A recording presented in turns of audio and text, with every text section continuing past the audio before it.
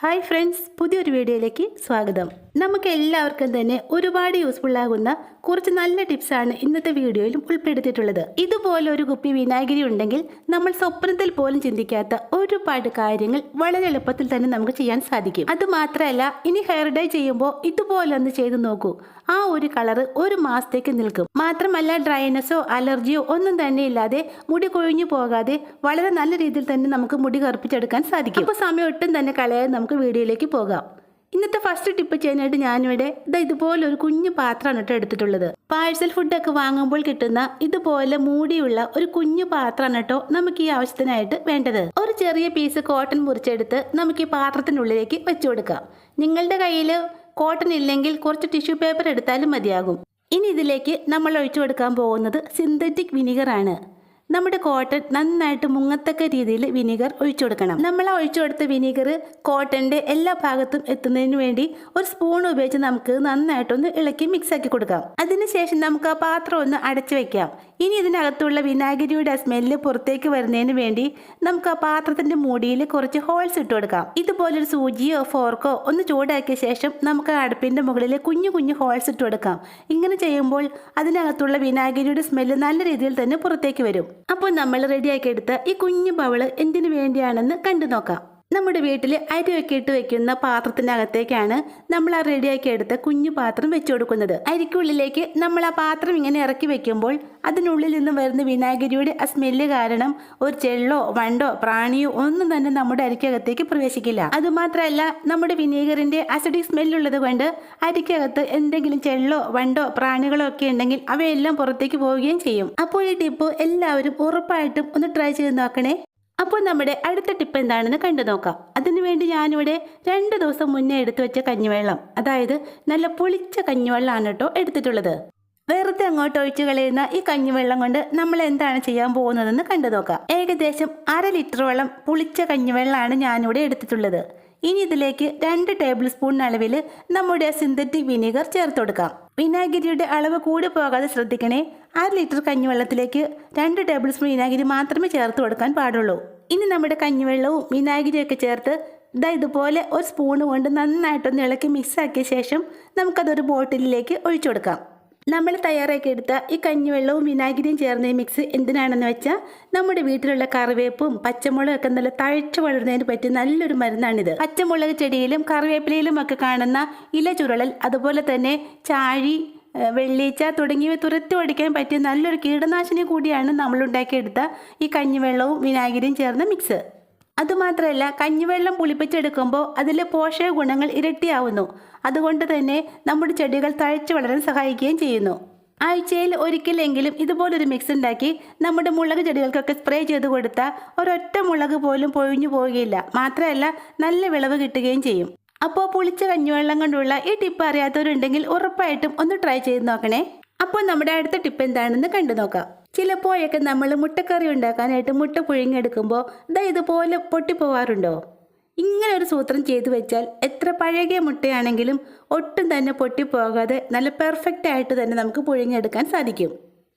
മുട്ട പുഴുങ്ങിയെടുക്കാനായിട്ട് കുറച്ച് വെള്ളം സ്റ്റവിലേക്ക് വെച്ച് കൊടുത്തിട്ടുണ്ട്. ഇനി ഇത് ചെറുതായിട്ടും തിളച്ച് വരുന്ന സമയത്ത് നമുക്കിതിലേക്ക് നമ്മുടെ സിന്തറ്റിക് വിനീഗർ 1 സ്പൂൺ അളവിൽ ചേർത്ത് കൊടുക്കാം. തിളച്ച് വരുന്ന ഈ വെള്ളത്തിലേക്ക് നമുക്ക് പുഴുങ്ങിയെടുക്കാനുള്ള മുട്ടകൾ ഓരോന്നായിട്ട് മെല്ലെ മെല്ലെ ഒന്ന് ഇറക്കി വെക്കാം. ഇനി ഇത് ഹൈ ഫ്ലെയിമിലിട്ട് ഏകദേശം 1 മിനിറ്റ് നേരത്തേക്ക് തിളപ്പിക്കാം. അതിനുശേഷം ലോ ഫ്ലെയിമിലേക്ക് മാറ്റി കൊടുത്ത് ഏകദേശം 5-6 മിനിറ്റ് കൂടി തിളപ്പിച്ച് കഴിഞ്ഞാൽ നമ്മുടെ മുട്ട നല്ല പെർഫെക്റ്റ് ആയിട്ട് വെന്ത് കിട്ടിയിട്ടുണ്ടാകും. സാധാ വെള്ളത്തിൽ നമ്മൾ മുട്ട പുഴുങ്ങിയെടുക്കുമ്പോൾ മുട്ട പൊട്ടിപ്പോകുമെന്ന് മാത്രമല്ല, അത് പുഴുങ്ങിയെടുത്തു കഴിയുമ്പോൾ വല്ലാത്തൊരു ബാഡ് സ്മെല്ലുണ്ടാവും. അത് ഒഴിവാക്കാനായിട്ട് കൂടിയാണ് നമ്മൾ പുഴുങ്ങുന്ന വെള്ളത്തിലേക്ക് സിന്തറ്റിക് വിനാഗിരി ഒരല്പം ചേർത്ത് കൊടുക്കുന്നത്. ഇങ്ങനെ ചെയ്യുമ്പോൾ പുഴുങ്ങിയെടുക്കുന്ന മുട്ടയ്ക്ക് ആ ഉളുമ്പ് മണം ഒട്ടും തന്നെ ഉണ്ടാവില്ല. അതുമാത്രമല്ല, വിനാഗിരി ചേർത്ത വെള്ളത്തിൽ മുട്ട വേവിച്ചെടുക്കുമ്പോൾ നമ്മുടെ മുട്ടയുടെ തോട് ഒട്ടും തന്നെ ഒട്ടിപ്പിടിക്കാതെ നല്ല പെർഫെക്റ്റ് ആയിട്ട് തന്നെ ഇളക്കിയെടുക്കാൻ സാധിക്കും. ചിലർക്കൊക്കെ അറിയാവുന്ന ടിപ്പായിരിക്കും ഇത്, എങ്കിലും അറിയാത്തവരുണ്ടാകുമല്ലോ, അവർക്ക് ഒത്തിരി യൂസ്ഫുൾ ആകും. അതുപോലെ തന്നെ കടയിൽ നിന്ന് വാങ്ങുന്ന മുട്ടയോ അല്ലെങ്കിൽ നമ്മുടെ വീട്ടിലെ കോഴികളുടെ മുട്ടയോ എന്തായാലും നന്നായിട്ട് ക്ലീൻ ആക്കിയിട്ടാണ് നമ്മൾ ഈ മുട്ടയൊക്കെ ഫ്രിഡ്ജിൽ സ്റ്റോർ ചെയ്യാറുള്ളത്. മുട്ടയിലെ അഴുക്കും കീടാണുക്കളും അതുപോലെ തന്നെ അതിൽ പറ്റിപ്പിടിച്ചിരിക്കുന്ന കാഷ്ടവും ഒക്കെ വളരെ എളുപ്പത്തിൽ റിമൂവ് ചെയ്യാൻ പറ്റിയ നല്ലൊരു ടിപ്പാണ് ഇട്ടത്. ക്ലീൻ ആക്കാനുള്ള മുട്ട ഒരു പാത്രത്തിലേക്ക് ഇട്ടതിന് ശേഷം നമുക്കതിലേക്ക് മുട്ട മുങ്ങിക്കിടക്കാൻ ആവശ്യമായ വെള്ളം ഒഴിച്ചു കൊടുക്കാം. ഇനി ഇതിലേക്ക് ഞാൻ ചേർത്ത് കൊടുക്കുന്നത് 1 സ്പൂൺ അളവിൽ നമ്മുടെ സിന്തറ്റിക് വിനീഗറാണ് കേട്ടോ. മുട്ട കൂടുതലുണ്ടെങ്കിൽ വെള്ളത്തിൻ്റെയും വിനീഗറിൻ്റെയും അളവ് കൂട്ടിയെടുക്കാൻ ശ്രദ്ധിക്കണേ. ഇനി ഇത് 5 മിനിറ്റ് നേരത്തേക്കൊന്ന് വെച്ചതിന് ശേഷം കൈകൊണ്ട് നന്നായിട്ടൊന്ന് കഴുകിയെടുത്താൽ മതി. മുട്ടയിലെ അഴുക്കെല്ലാം പോയി നല്ല ക്ലീൻ ആയിട്ട് കിട്ടും. അപ്പോൾ ഇനി നമ്മുടെ അടുത്ത ടിപ്പ് എന്താണെന്ന് കണ്ടു നോക്കാം. മുടി കുറച്ചൊക്കെ നരച്ചു തുടങ്ങുമ്പോഴേക്കും നമ്മളൊക്കെ ചെയ്യുന്ന ഒരു കാര്യമാണ് കടയിൽ പോയി കണ്ണി കണ്ട കെമിക്കൽസ് ഒക്കെ അടങ്ങിയ ഡൈ ഒക്കെ വാങ്ങി തലയിലേക്ക് വാരിത്തേക്കും. ഇങ്ങനെ കെമിക്കൽസ് അടങ്ങിയ ഡൈ ഉപയോഗിക്കുന്നത് കൊണ്ട് കുറച്ച് മാത്രം നരച്ച നമ്മുടെ മുടി മൊത്തത്തിൽ അങ്ങ് നരച്ചു പോകാനുള്ള കാരണമാകും. ഇത് ഒഴിവാക്കാനായിട്ട് ഇനി ഹെയർ ഡൈ തയ്യാറാക്കുമ്പോൾ ഇതുപോലൊന്ന് ചെയ്ത് നോക്കൂ. നരച്ച മുടി പോലും ക്രമേണ കട്ട കറുപ്പാവുമെന്ന് നമുക്കറിയാൻ സാധിക്കും. അപ്പോൾ അതിനു വേണ്ടി ഞാനിവിടെ എടുത്തിരിക്കുന്നത് മാവിലയാണ് കേട്ടോ. നമ്മുടെ എല്ലാവരും തന്നെ വീട്ടിൽ മാവില ഉണ്ടാവുമല്ലോ. മാവിൻ്റെ അധികം മൂക്കാത്ത എന്നാൽ തളിരുമല്ലാത്ത ഇലകളാണ് നമുക്കിവിടെ ആവശ്യമുള്ളത്.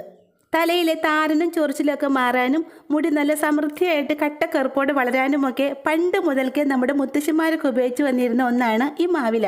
അതുമാത്രമല്ല മാവിലയിൽ അടങ്ങിയിരിക്കുന്ന ആൻറ്റി ഓക്സിഡൻറ്റുകൾ നമ്മുടെ തലയോട്ടിയിലെ രക്തയോട്ടത്തെ മെച്ചപ്പെടുത്തുന്നു. അതുപോലെ തന്നെ മുടി കൊഴിച്ചിൽ ഇല്ലാതാക്കാനും സഹായിക്കുന്നു. ഡൈ ഉണ്ടാക്കാനായിട്ട് ഞാനിവിടെ 3 മാവിലയാണ് എടുത്തിട്ടുള്ളത്. ഇതിൻ്റെ നടുവിലുള്ള ആ ഞരമ്പ് ഒന്ന് മാറ്റിയതിന് ശേഷം ഇല മാത്രം അടർത്തിയെടുത്ത് നമുക്കൊരു മിക്സി ജാറിലേക്ക് ഇട്ട് കൊടുക്കാം. 2 തണ്ട് കറിവേപ്പില കൂടി നമുക്കിതിലേക്ക് ഇട്ട് കൊടുക്കാം. പിന്നെ കറിവേപ്പിലയുടെ ആരോഗ്യ ഗുണങ്ങളൊന്നും ഞാൻ പ്രത്യേകിച്ച് പറയേണ്ട ആവശ്യമില്ലല്ലോ. ഇനി ഇത് രണ്ടും കൂടി നല്ല പേസ്റ്റ് പോലെ ഒന്ന് അരച്ചെടുക്കണം.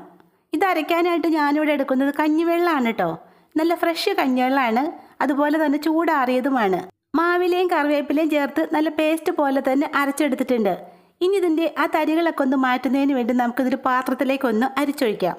കുറച്ച് മാത്രം കഞ്ഞിവെള്ളം ഒഴിച്ച് നല്ല തിക്കായിട്ട് ഇതുപോലെ തന്നെ വേണം മാവിലയും കറിവേപ്പിലയും ചേർത്ത് അരച്ചെടുക്കാൻ. നമ്മൾ അരച്ചെടുത്ത ജ്യൂസിൽ നിന്നും കുറച്ചെടുത്ത് മറ്റൊരു പാത്രത്തിലേക്കൊന്ന് മാറ്റി വയ്ക്കാം. അരിച്ചെടുത്ത ജ്യൂസിലേക്ക് നമ്മൾ 2 ഐറ്റം കൂടി ചേർത്ത് കൊടുക്കുന്നുണ്ട്. അപ്പോൾ ആവശ്യം വരികയാണെങ്കിൽ ഈ മാറ്റി വെച്ചേക്കുന്ന ജ്യൂസ് നമുക്ക് എടുക്കാം.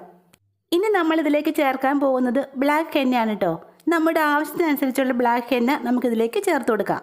ഞാനിവിടെ ആയുർവേദിക് ഷോപ്പിൽ നിന്ന് വാങ്ങിച്ചിട്ടുള്ള അമോണിയ ഫ്രീ ആയിട്ടുള്ള ബ്ലാക്ക് ഹെന്നയാണ് യൂസ് ചെയ്യുന്നത്. 1.5 ടേബിൾ സ്പൂൺ ബ്ലാക്ക് ഹെന്ന ഞാൻ ഈ ജ്യൂസിലേക്ക് ചേർത്ത് കൊടുക്കുന്നുണ്ട്. ഇനി ഇതിലേക്ക് 1/2 ടേബിൾ സ്പൂൺ നെല്ലിക്കാപ്പൊടി കൂടി ചേർത്ത് കൊടുക്കാം. എല്ലാം കൂടി ചേർത്ത് ഒരു സ്പൂൺ വെച്ച് നന്നായിട്ടൊന്ന് ഇളക്കി മിക്സാക്കി കൊടുക്കാം. പിന്നെ ഇതിലേക്ക് വെള്ളത്തിൻ്റെ ആവശ്യം വരുവാണെങ്കിൽ നമ്മൾ ആ നേരത്തെ മാറ്റി വെച്ചേക്കുന്ന ജ്യൂസ് കൂടി ചേർത്ത് കൊടുക്കണം. നമ്മളിത് മിക്സ് ആക്കുന്ന സമയത്ത് ഇതിന് ഗ്രീൻ കളറായിരിക്കും ഉണ്ടാവുന്നത്. എന്നാൽ കുറച്ച് നേരം കഴിയുമ്പോൾ ഇതിൻ്റെ കളറൊക്കെ ഒന്ന് ചേഞ്ചായി നല്ല ബ്ലാക്ക് കളറിൽ വരും. ആ സമയത്ത് നമുക്കിത് തലയിലേക്ക് അപ്ലൈ ചെയ്യാം. ഒട്ടും തന്നെ എണ്ണമയം ഇല്ലാത്ത മുടിയിലേക്ക് നമുക്കിത് അപ്ലൈ ചെയ്ത് കൊടുക്കാം. അതിനുശേഷം ഏകദേശം അരമണിക്കൂറിന് ശേഷം തണുത്ത വെള്ളത്തിൽ ഇതൊന്ന് കഴുകി കളഞ്ഞാൽ മാത്രം മതി. ഏകദേശം 1 മാസത്തോളം മുടിയുടെ കറുപ്പ് നിലനിർത്താൻ പറ്റിയ നല്ലൊരു ഡൈ ആണ് ഇത്. അപ്പോൾ ഇന്നത്തെ ടിപ്സ് നിങ്ങൾക്ക് യൂസ്ഫുൾ ആയി തോന്നുവാണെങ്കിൽ മറക്കാതെ ഈ ചാനൽ ഒന്ന് സബ്സ്ക്രൈബ് ചെയ്തേക്കണേ. താങ്ക്